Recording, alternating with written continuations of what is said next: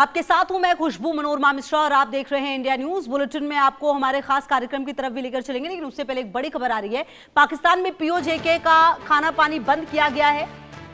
पाकिस्तान ने पीओजेके का खाना पानी बंद किया है। पीओके की सीमाओं पर रसद सामग्री के लिए ट्रक खड़े हैं। पीओके की सीमा के लिए रसद के लिए ट्रकों को घुसने की इजाजत नहीं है और पीओजेके की सीमा से ट्रकों की लंबी कतार की तस्वीरें सामने आ रही हैं। तो देखिए, सीमाओं पर रसद सामग्री लिए ट्रकों की लाइन है। पीओजेके के राजमार्ग और जांच चौकियों पर खड़ी ट्रकों की लंबी कतारें केवल ट्रैफिक जैम या प्रशासनिक ढिलाई का नतीजा नहीं है। यह पाकिस्तानी प्रशासन द्वारा अपनाई गई एक सुनियोजित आर्थिक और रसद नाकेबंदी की चाल है। जब किसी क्षेत्र में विरोध का स्वर तेज होता है तो सीधी सैन्य कार्रवाई के बजाय रसद की आपूर्ति को ठप कर देना एक रणनीतिक हथियार की तरह इस्तेमाल किया जाता है। युद्ध और राजनीतिक टेंशन के बीच और दमन के बीच इतिहास में किसी आबादी का खाना पानी रोककर उसे घुटने टेकने के लिए मजबूर करना एक पुरानी सैन्य रणनीति रही है। आटा, गेहूं, दवाओं और आवश्यक खाद्य सामग्रियों से लदे ट्रकों को जानबूझकर चौकियों पर रोका जा रहा है। बुनियादी वस्तुओं की कमी पैदा करके आम नागरिकों और प्रदर्शनकारियों का मनोबल तोड़ने की कोशिश की जा रही है। तो ये वीडियो आप देख लीजिए।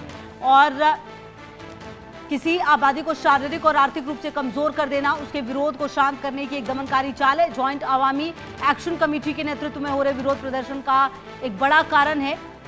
और देखिए, प्रशासनिक नाकेबंदी की गई है। पाकिस्तान सरकार द्वारा गेहूं पर सब्सिडी खत्म करने और आपूर्ति लाने यानी ट्रकों की आवाजाही को बाधित करने से पूरे पीओजेके क्षेत्र में भारी संकट पैदा हो गया है।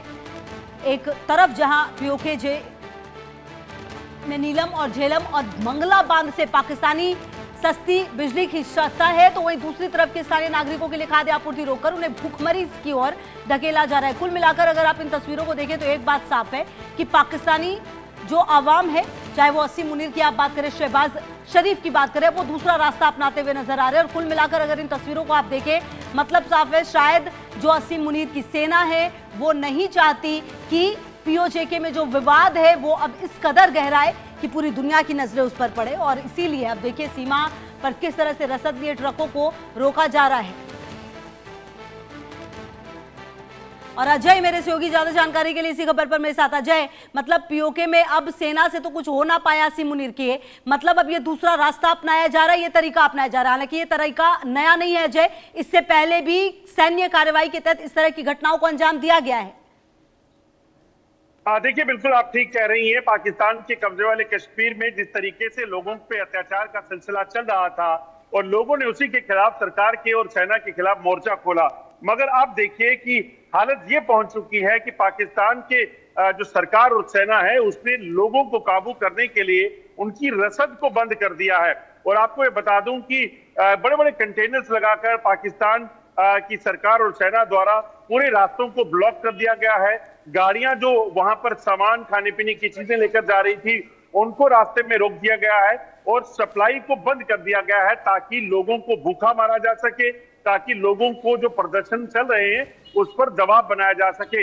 हालांकि ये पहली बार नहीं है, इससे पहले भी कुछ दिन पहले ऐसा किया गया था जब लोगों ने इसका विरोध किया, फिर सरकार शायद प्रेशर में आई, मगर अब पाकिस्तान की सेना द्वारा सेना और रेंजर्स द्वारा लगभग 300 से ज्यादा हत्याएं करने के बाद पीओके के लोगों पर एक बार फिर से जो है ब्लॉकेज का इस्तेमाल किया गया है और रास्तों को बंद कर उन्हें मिलने वाले खाद्य पदार्थ और खाने पीने के सामान और जरूरी चीजें जो है उसको पूरे तरीके से बंद कर दिया गया है।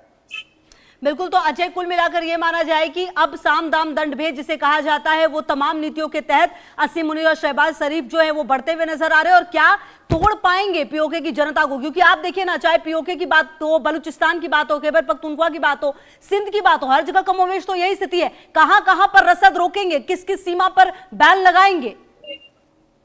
देखिए, एक चीज तो समझना होगा कि अब पीओके का सिर्फ पीओके ही नहीं बल्कि पाकिस्तान का बम फूटेगा। बम किस लिए फूटेगा? क्योंकि जिस तरीके से खैबर पख्तूनख्वा, बलूचिस्तान, गिलगित, तो पाकिस्तान के कब्जे वाला कश्मीर या सिंध प्रांत में लोगों को दबा कर रखा गया था, वो कब तक दबा सकेंगे? आप सोचिए, जो हालत बलूचिस्तान में पाकिस्तान की है, खैबर पख्तूनख्वा में है, वो किसी से छुपी नहीं है। ऐसा कोई दिन नहीं जब पाकिस्तान की सेना और रेंजर्स पर हमले नहीं होते, वो मारे नहीं जाते। अब सिर्फ पीओके के लोग अभी तक प्रदर्शन जो है वो शांतिपूर्ण तरीके से कर रहे थे।